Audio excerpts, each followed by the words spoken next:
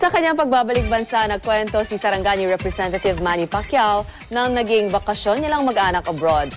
Bukod sa mag-asawang Pacquiao, nasa Pilipinas na rin si American Idol Season 7 winner David Cook.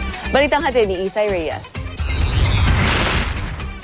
Sakay ng Philippine Airlines Flight PR-103, sabay na dumating sa bansa sila Sarangani Representative Manny Pacquiao at si American Idol winner David Cook.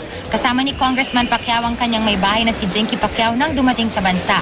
Ayon sa kanyang Public Information Officer na si Rose Tamayo, naiwan daw muna ang kanilang mga anak sa Los Angeles, California sa Amerika para ipagpatuloy ang bakasyon.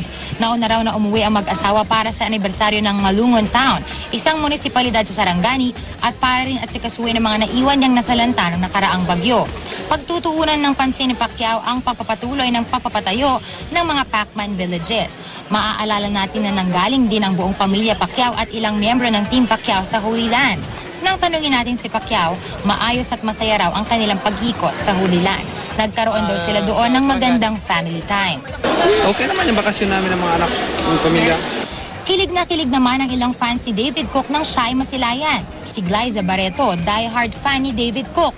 Kaya't galing pa sa Laguna, alas 5 pa lang ng umaga nakaantabay na siya sa Terminal 2. Ayon kay Cook, masaya siya na makabalik sa bansa sa pangalawang pagkakataon. Tinanong din natin siya kung kamusta ba ang pakiramdam na makasakay si Pacquiao at pabiro niyang sinagot na hanggat hindi naman siya nito susuntukin, wala daw siyang problema dito. As long as he's not punching me, we're fine. Nakatakdang mag-concert si David Cook sa Araneta Coliseum bukas, July 14, at sa Cebu City naman sa July 15. Agad itong dumiretso sa kanyang hotel.